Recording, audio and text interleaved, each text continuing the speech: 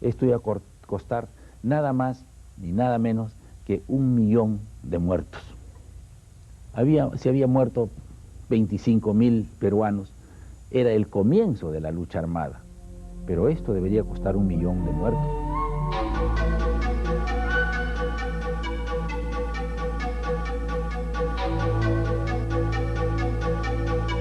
Era el 17 de mayo de 1980 y nadie sabía que esa sería una fecha histórica para el Perú.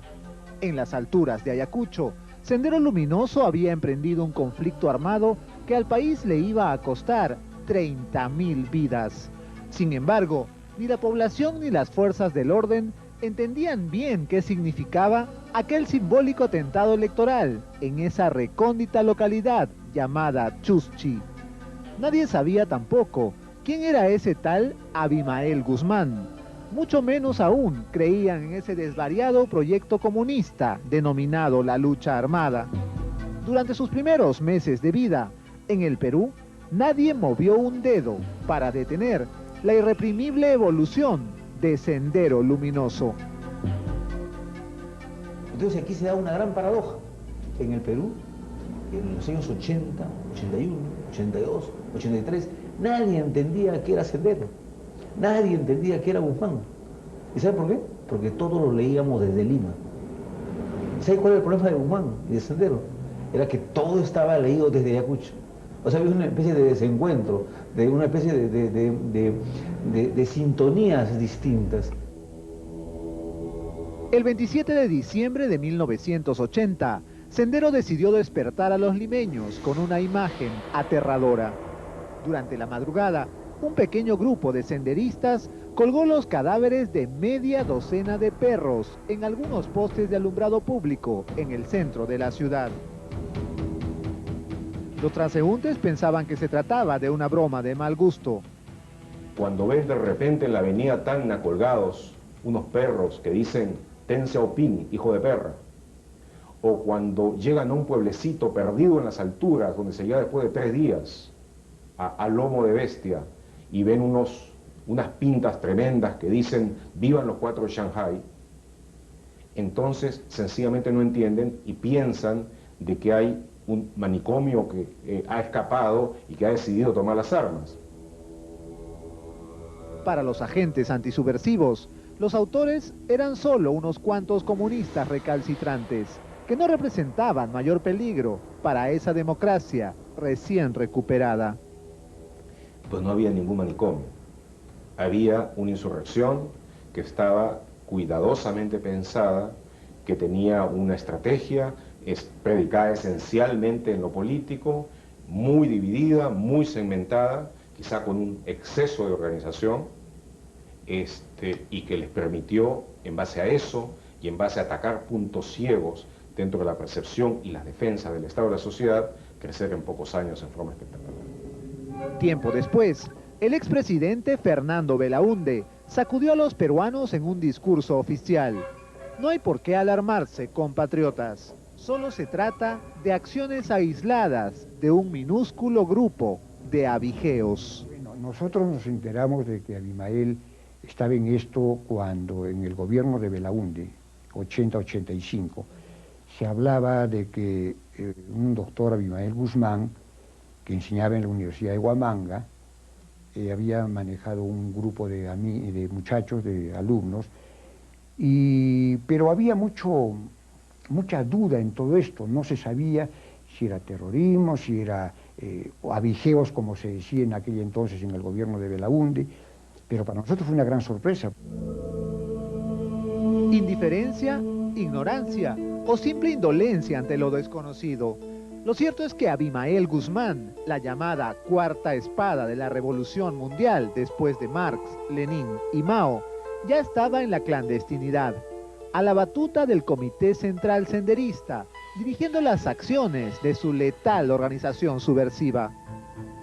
Con esta caretas me entero yo de que Abimael había irrumpido, si no me equivoco, por Chuschi, y había tenido una intervención haciendo una quemazón más que todo simbólica y premonitoria de lo que iba a ocurrir después, ¿no?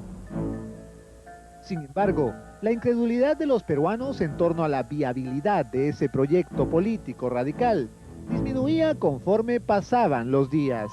Ya no era extraño escuchar diariamente alarmantes noticias sobre el surgimiento de nuevas acciones subversivas en localidades ayacuchanas como Chuschi, Huanta, Cangallo o Huamanga.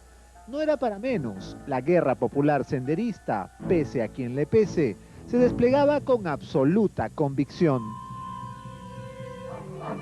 Personas que nada tenían que ver con la situación de Sendero han sido pues calumniadas, hasta han sido desaparecidas. Es como tal, ¿no?, de que mi persona también es en realidad un sobreviviente. Entre mayo y diciembre de 1980, Sendero Luminoso desarrolló el denominado Plan de Inicio de la Guerra Popular. El saldo fue de 3 muertos, un terrateniente, un obrero de minas y un policía. Ingresaron los militares a contrarrestar todos aquellos jóvenes que estaban con sus armamentos. Llegaron y empezaron a perseguir a todos los pobladores de este distrito. Por lo tanto, pensaron ya a quién apoyar, al otro. Entonces, ya la gente empezaron a dormir en las cuevas, afuera de las casas. Totalmente la población estaba ya atareada, entonces aterrada prácticamente. Entonces, estaba despoblado prácticamente.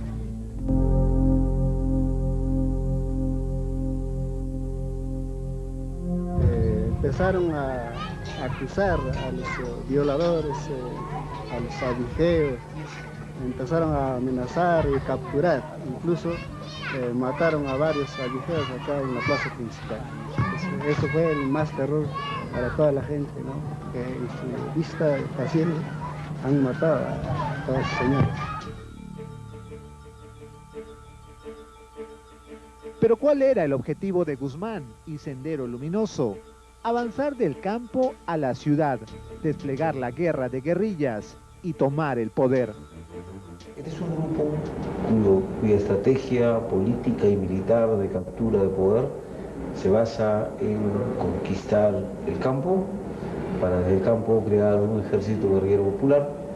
Con este ejército guerrillero popular aislar al Estado, hackear en Lima. Para eso, tenían 3 fases militares perfectamente delineadas. La primera consistía en atacar al Estado y equilibrar fuerzas con él, y la segunda en enfrentarse a las fuerzas del orden, mientras los comités populares concientizaban políticamente a los pobladores. Por último, la tercera etapa se basaba en destruir totalmente al Estado y reemplazarlo por la República Popular de Nueva Democracia, al mando, por cierto, de su presidente Gonzalo. Yo lo expliqué muchas veces, lo traté de hacer comprender siempre. No me cuesta ningún trabajo entender por qué se dio. ¿Era justo alzarse en rebelión? Sí, ahora mismo lo es. Es justo alzarse en rebelión. Los métodos empleados por Guzmán o por Sendero Luminoso jamás los he justificado. Fue en 1983 que Abimael Guzmán creó el Ejército Guerrillero Popular. Innumerables comunidades en Ayacucho, Huancavelica y Apurímac fueron ocupadas por sus hombres y tras realizar los denominados juicios populares, donde centenares de pobladores eran asesinados por negarse a colaborar con la lucha armada, adoctrinaban a los sobrevivientes en las llamadas escuelas populares. Era algo difícil reconocer quiénes eran, porque ellos llegaban siempre encapuchados. En varias ocasiones nos obligaba a reunirnos así a campo abierto, en lugares de repente que no podía llegar así fácilmente la gente, ¿no? Entonces ellos nos enseñaba, pues, ¿no?, de que la lucha armada, de que el presidente Gonzalo hará un cambio rotundo, radical de la sociedad. Él ha tenido muchos seguidores. y nos preguntábamos cómo es posible que una persona pueda convencer a otro de matar, de destruir, de incendiar. Y conociéndolo ya en el proceso del interrogatorio, encontraba parte de la respuesta al observar la actitud casi acariciadora, como quien transmite una verdad absoluta, y que lo único que se debe hacer es una revolución.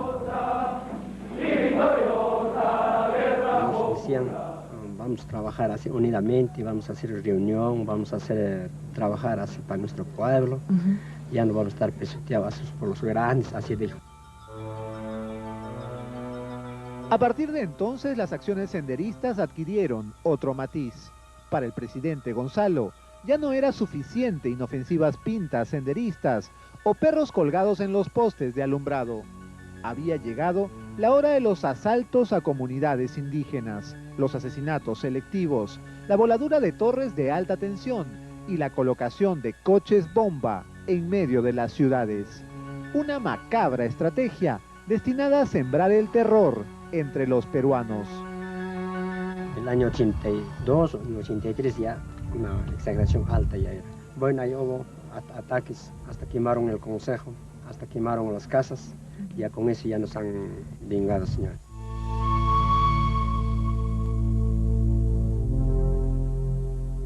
Muchas personas han secuestrado por culpa de esos terrorismos. Hasta el año 91 han secuestrado hasta autoridades, al alcalde, al teniente. Y luego están perjudicados los niños.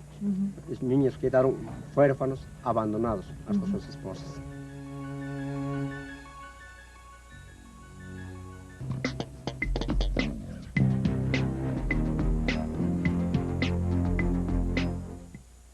Bueno, la relación surge, no sé si antes, mientras vivía con la camarada Nora, o a consecuencia de su muerte, porque los grandes líderes nunca pueden estar sin una mujer.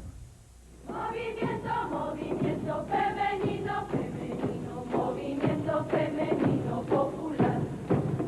Presidente Gonzalo es el guía, con que pueblos del mundo triunfarán, luminosos senderos. En el maoísmo mismo le dan mucho valor al rol de la mujer, ¿no? Igual sucedía en Sendero, ¿no?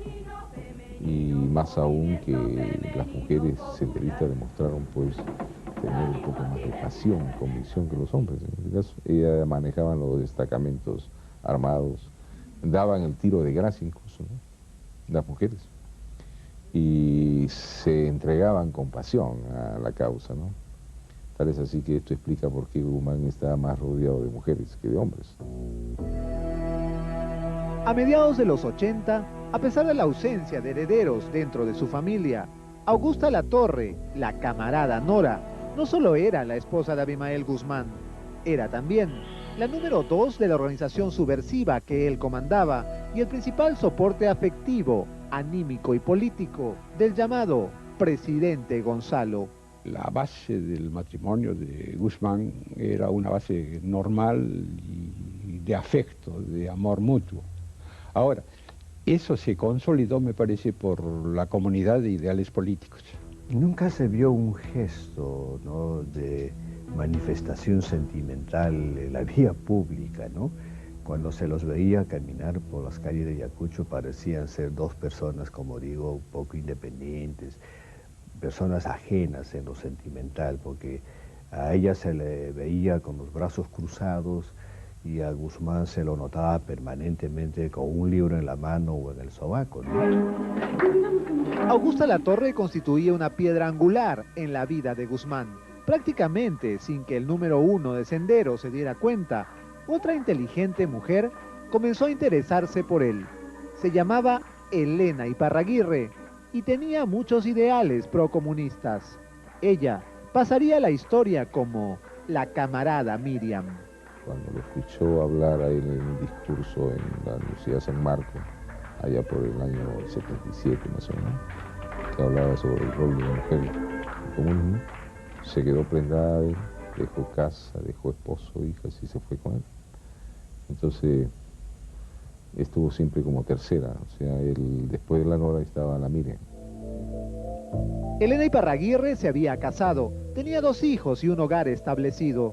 Sin embargo, no tuvo ningún inconveniente en abandonarlo todo cuando decidió entregarse en cuerpo y alma al partido y a su presidente Gonzalo. Jugó y juega un papel importante, no solamente en el partido, sino en su vida misma de Guzmán. Ella era la que evaluaba los informes de todos los comités regionales, ella era la que veía la marcha del partido Ejército y Frente, mientras Guzmán elaboraba su ideología, preparaba, iba desarrollando el pensamiento Gonzalo, etcétera, etcétera. Y sería la inesperada muerte de Augusta Latorre lo que provocaría que Elena Iparraguirre, la camarada Miriam, pasara a ocupar el lugar que siempre había deseado, no solo en el partido, sino también en el corazón de Guzmán. Elena Iparraguirre cubre el vacío que deja la camarada Nora, y ella ocupa ese vacío por una necesidad de Abimael Guzmán, y porque conjuga con el principio de Abimael Guzmán, ¿no?, que era la muerte, la sangre, la destrucción, el terror en sumo grado.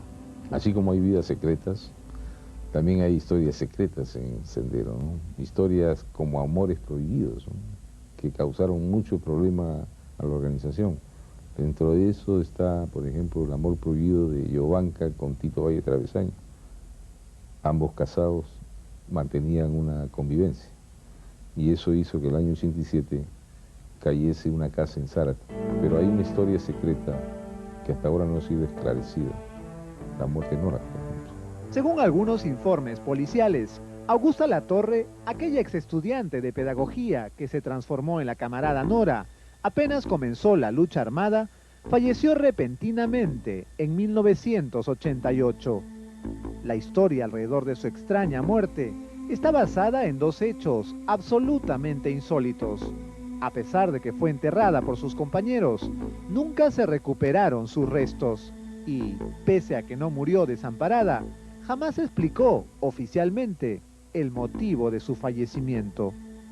Tratado de investigar a través de sus más allegados líderes y por otro lado de sus más allegados militantes, pero que en realidad no llegamos a saber cómo fue la muerte de la camarada Nora, que hasta ahora se mantiene en misterio.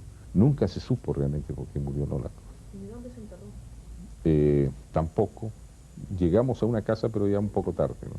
Si fue Abimael Guzmán quien la asesinó porque esta era muy suave, no aceptaba el asesinato y la muerte masiva, y para un Abimael Guzmán muy duro, quizás haya sido esto una decepción, entonces ella no podía quedarse viva. Pero se deduce más o menos del discurso fúnebre que da Guzmán en una parte de los videos, cuando dice: honor y gloria a la camarada Nora, que prefirió quitarse la vida antes de levantar el brazo contra el partido.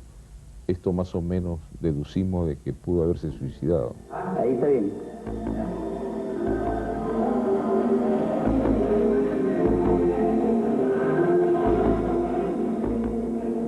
A pesar del tiempo transcurrido, la muerte de la mítica camarada Nora aún sigue envuelta en el más absoluto misterio. Mientras tanto, la guerra popular continuaba desplegándose con suma ferocidad en el denominado Comité Regional Principal, en los departamentos de Apurímac, Huancavelica y Ayacucho. Ayacucho al menos había vivido 10 años sumamente intranquilos, ¿no? Por un lado era los grupos subversivos, por otro era las fuerzas policiales y militares, en mi caso periodista. A mí me acusaban por ambos lados. La satanización llegó a tal extremo que bastaba con que uno tenga el sello de ser docente de la universidad, o ser estudiante o trabajador de la universidad, para que lo liguen con Sendero. Y entonces éramos perseguidos. El periodista allí era la persona peligrosa para ambos lados. Por un lado decía que tenía 1000 ojos y 1000 oídos. Entonces te señalaban y te decían soplón. A mí me calificaron de soplón. Hace unos 4 meses atrás, por ejemplo, se ha hecho precisamente con la Comisión de la Verdad y se ha determinado que existen más de 80 estudiantes desaparecidos y muertos, solo durante el proceso de violencia sociopolítica. Al regresar, los serios problemas de salud del presidente Gonzalo. Abimael Guzmán no podía permanecer mucho tiempo en Ayacucho, puesto que él estaba afectado por una enfermedad que se llama policitemia, que es la producción excesiva de glóbulos rojos, el espesamiento de la sangre. Los hallazgos que fortalecían la teoría de que Abimael Guzmán estaba con vida. Encontramos el video donde Abimael Guzmán baila sorbe el griego y 78 cassettes de audio. Comprendimos de que Abimael Guzmán estaba vivo. Y más adelante, todos los detalles de la Operación Victoria. Tuve que tomar una decisión en ese momento y bueno, dije, carajo, ahora es. Saqué mi arma, estaban los cuatro, estaba el señor Garrido, estaba su novia Guapara, estaba también Inchaustegui y Marisa Garrido.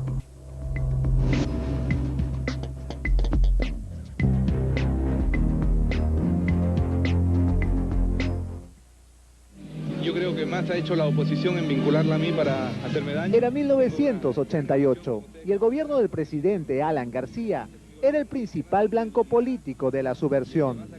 Eran los días de siderales tasas de inflación, de innumerables asesinatos de miembros de fuerzas del orden y de esos repentinos apagones que dejaban a oscuras a millones de peruanos. En medio de eso, y cuando el mito del presidente Gonzalo se había extendido tanto que ya nadie sabía si en realidad estaba vivo, apareció una entrevista a Abimael Guzmán en el vocero senderista El Diario, una publicación financiada por el aparato de propaganda de la organización, que llegó a vender 25.000 ejemplares cada día. Abimael Guzmán entra a la clandestinidad en 1979 y desde entonces desapareció de la escena y se convirtió casi en un mito, era inubicable, ¿no? Incluso se especulaba que había fallecido. En esa entrevista con Luis Arce Borja, director del Diario, Guzmán hablaba, entre muchos otros temas, de aquellos prisioneros de guerra que seguían ganando batallas más allá de la tumba. Gloria al día de la heroicidad, decía en relación al 19 de junio, fecha imperecedera para Sendero, después de la toma de los penales en 1986. Con esas declaraciones, Gonzalo demostraba que estaba vivo, por lo menos políticamente. Fue entonces que se tomó la decisión de crear un aparato policial de inteligencia destinado a capturar al cerebro del enemigo. Su nombre, el Grupo Especial de Inteligencia de la DINCOTE, el GEIN.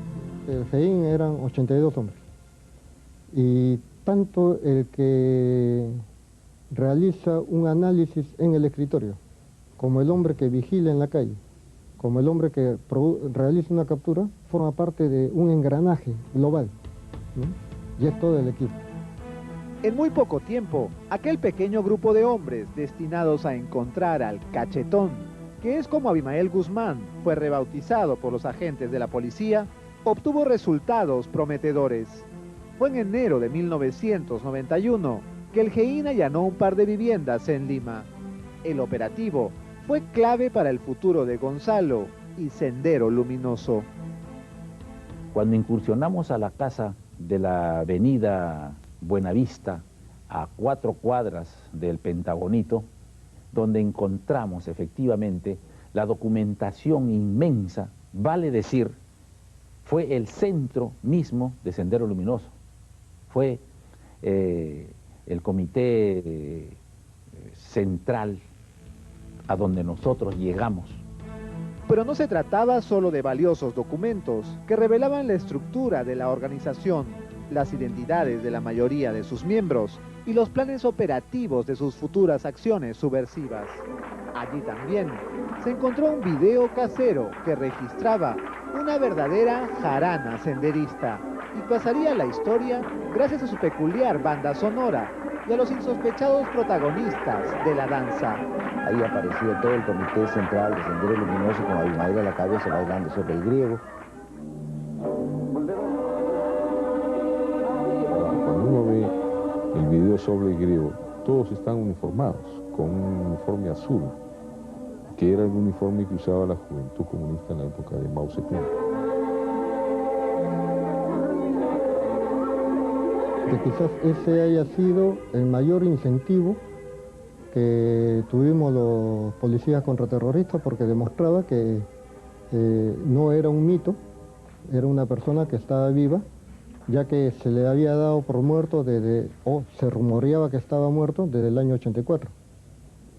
Sin embargo, eso demostraba que al año 89 estaba totalmente activo. Si nosotros hubiéramos llegado 6 días antes, lo hubiéramos capturado a Abimael Guzmán ahí, porque nuestra estrategia de captura de Abimael Guzmán ya había iniciado. Pero si bien es cierto, perdimos a Guzmán en ese entonces, pero quedó su imagen, ¿no? Porque llegamos a los videos. Es que la difusión de esas imágenes dejó un saldo sorprendente.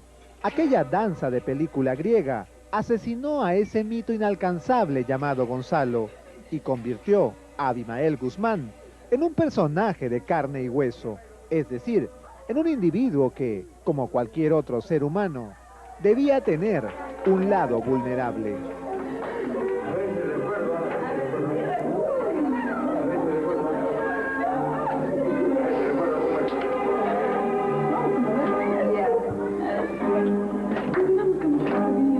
Cuando ese video fue registrado, Abimael Guzmán tendría aproximadamente 54 o 55 años de edad. Para entonces, ya padecía algunos problemas de salud. Gracias a algunos restos encontrados en las viviendas allanadas por el GEIN, los agentes pudieron descubrir algo más acerca de las debilidades del número 1 de Sendero. Cuando nosotros descubrimos a Abimael Guzmán en su casa de Buenavista, encontramos a un Abimael Guzmán con pastillas antioxidantes, estas pastillas que son muy generosas para la vitalidad humana internacional, no eran nacionales, todititas las pastillas eran nacionales, vitamina A, vitamina D, internacionales. Sin embargo, uno de los principales problemas clínicos de Guzmán era la psoriasis, una molestosa enfermedad de la piel que se caracteriza por la aparición de escamas y llagas en algunas partes del cuerpo.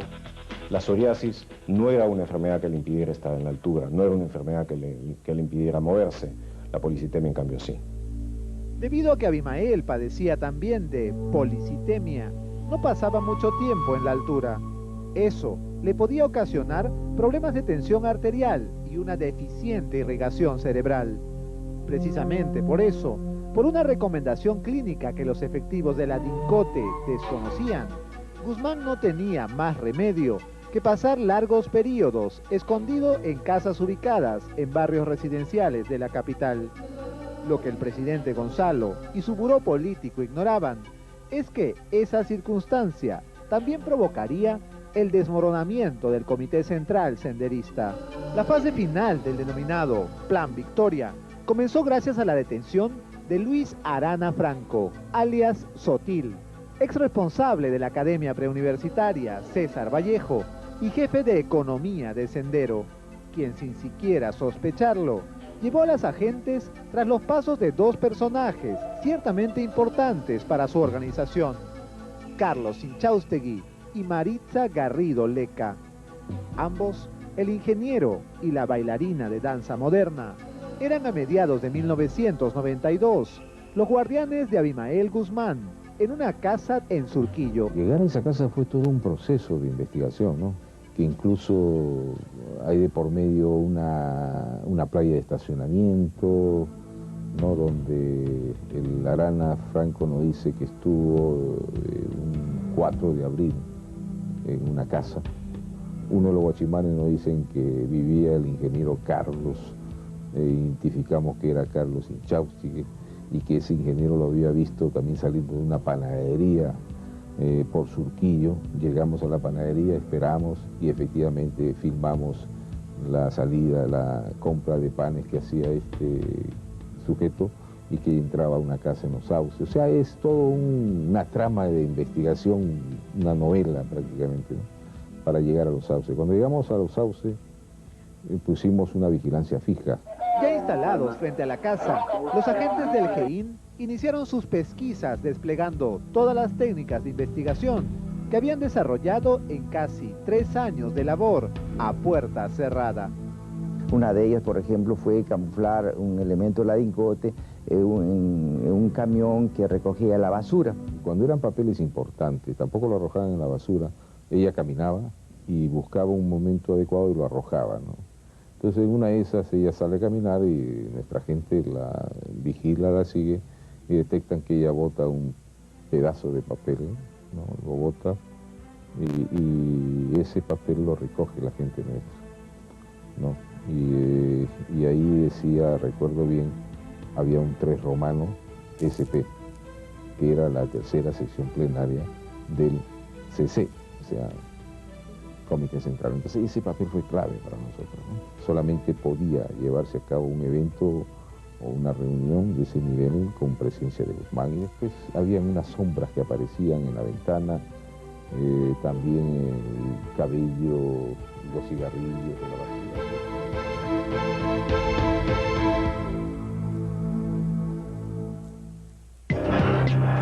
Al regresar, la detención de Abimael al lado de Maritza Garrido Leca y el Comité Central Senderista. Encontré a Gonzalo, estaba sentado en un escritorio. Me puse frente a él, le puse el arma muy cerca a la cara y le dije, carajo, tú te mueves, te mato. Y 10 años después de su captura, la vida en la base naval del Callao. Su rutina está básicamente circunscrito a alguna actividad en el patio, caminatas, lectura y escribir, que es lo que básicamente hace.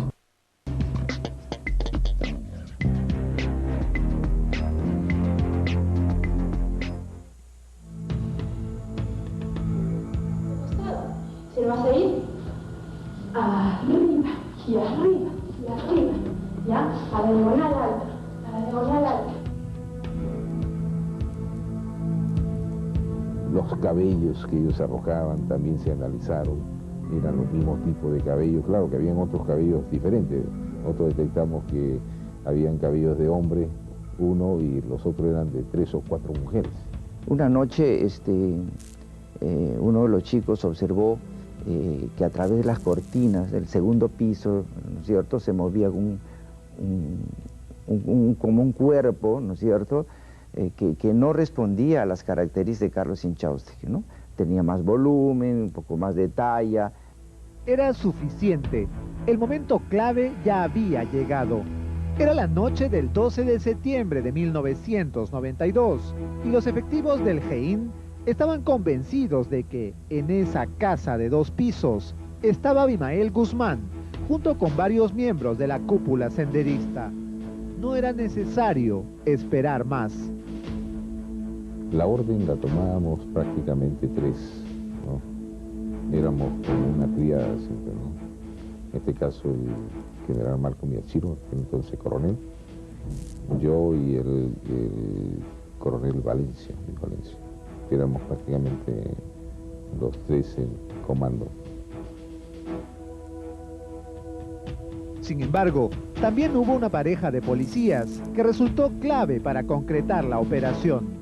Eran Ardilla y Gaviota, 2 oficiales de la DINCOTE que jugaron un papel decisivo en la fase final del plan y que, a raíz de ese trabajo, se convirtieron tiempo después en marido y mujer. Y recuerdo que había una bodega muy cercana a la casa donde estaba Guzmán. Había una pareja de policías hombres y la cubierta era que tenían que estar bebiendo cerveza, pero el problema era que ahí no daban cerveza, ni menos para beber en la puerta de la tienda. O sea, en base a esto enviaron a la pareja Ardilla y Gaviota, que éramos en este caso mi esposa y yo. Era más fácil justificar la presencia de una pareja en el lugar que de 2 hombres, ¿no? Hacía solo un par de horas, 2 personas muy cercanas a Maritza Garrido Leca, su tío, el músico Celso Garrido Leca, y la bailarina Patricia Guapara, habían acudido a la casa para visitarla. Apenas los vieron llegar, los oficiales llegaron a una conclusión. El momento de tomar la vivienda había llegado. La orden era que una vez que salgan, recién se intervenga, para evitar justamente la fuerza o cualquier violencia, ¿no? Sería más o menos a las 8:30 de la noche. Y repentinamente Se abrió la puerta, porque se siente la chapa, ¿no? Saqué mi arma, estaban los 4, estaba el señor Garrido, estaba su novia Guapara, estaba también Inchaustegui y Marisa Garrido. Entonces yo inicialmente hice lo que me tenía indicado, me paré en el umbral de la puerta con el arma arriba y los 4 obviamente se sorprendieron. Mientras tanto, los efectivos encargados de la vigilancia, que estaban apostados en la casa de enfrente, empezaron a salir para ayudar a sus compañeros. Recuerdo mucho yo que ella me gritaba desaforadamente. Y en ese momento me descuidé yo un poco de Inchaustegui y Inchaustegui se me abalanzó a tratar de quitarme el arma.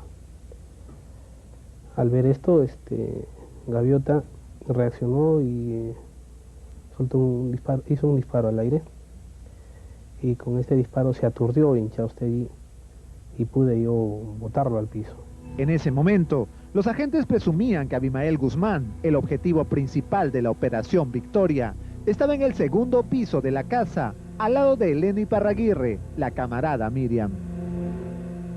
Subí las escaleras. Al llegar al segundo piso, sentí que alguien estaba a mi costado. Veo que una de las mujeres, no sabría decirle yo con precisión quién era, la camarada Meche, trata de cerrarme la puerta. Coincidimos en golpear la puerta, o no sé qué sucedió. Me cojo de la baranda, me lanzo contra la mampara. La puerta se reclinó contra la pared. Y toda esta puerta corrediza, improvisada o agregada que le habían hecho, cae. Y el compañero que se tropezó o se cayó con eso. Mi gente pasa por encima mío, hacia el extremo izquierdo. Atiné a ver hacia dónde se dirigía esta mujer por una especie de pasaje y se metió en una habitación que estaba al lado izquierdo. Ubican a María Pantoja y la gente que ingresa a la mano derecha encuentra a Abimael Guzmán acompañada de la camarada Miriam. Encontré a Gonzalo, estaba sentado en un escritorio. Me puse frente a él, le puse el arma muy cerca a la cara y le dije, carajo, tú te mueves, te mato. Entonces él se paró sorprendido, bastante sorprendido diría yo. Y para mí era indudable que era Gonzalo, obviamente. Pese a esto, lo que más recuerda el capitán Ardilla de aquella noche fue la sorpresiva reacción de Abimael Guzmán. Se paró asustado. Me dijo, tranquilo muchacho, está bien, me dice. Ya perdí, pero tranquilízate, por favor. Y se volvió a sentar. En ese momento sentí que las otras mujeres también trataban de quitarme el arma. Se abalanzaron sobre mí. Claro, me jalaban de los cabellos. Miriam me decía, perro, miserable, maldito, vas a morir, estás haciendo un gran daño a la revolución y otras cosas. Unas cosas tan desaforadas que yo estaba más concentrado en tener la mano firme contra Guzmán. Ahí es donde me dirijo y se produce esas discusiones. Ese no saber ante quién se encontraba. Comandante, ¿usted lo va a cuidar? ¿Quiere la pericia que sí? ¿Yo también aquí? Sí. Muy bien. Su nombre, por favor. Comandante Miyashiro. Comandante Milla. Miyashiro. Miyashiro. Acá no hemos venido más que a trabajar. Al saber que somos policías se calma, al saber que somos de la DIRCOTE, ya sabía que iba a ser sometido a un proceso judicial normal. Desde esa noche, la historia de Sendero Luminoso y del Perú no volvería a ser la misma. Abimael Guzmán, el mitológico líder de aquella organización subversiva que alguna vez fue catalogada como la más letal del mundo, había sido capturado.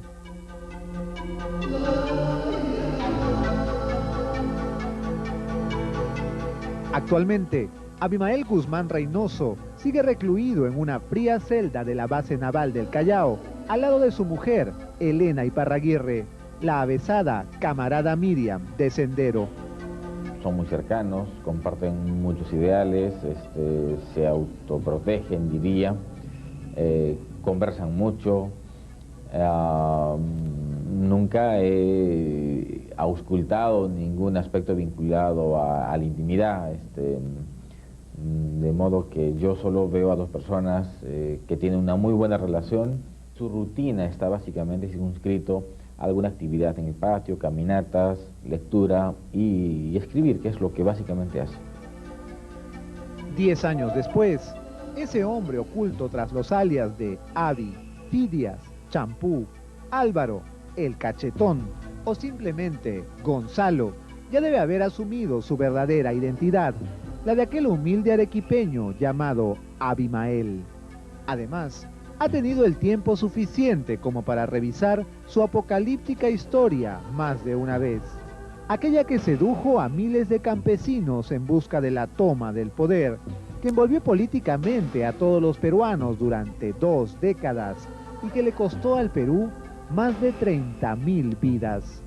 Y por último, debe haberse resignado también a pasar el resto de sus días tras las rejas.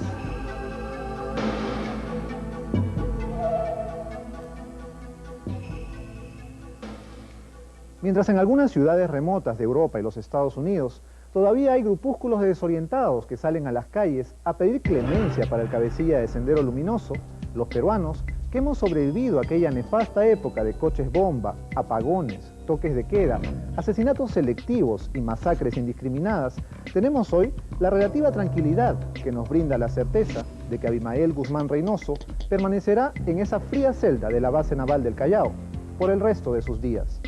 Hasta la próxima edición de Vidas Secretas.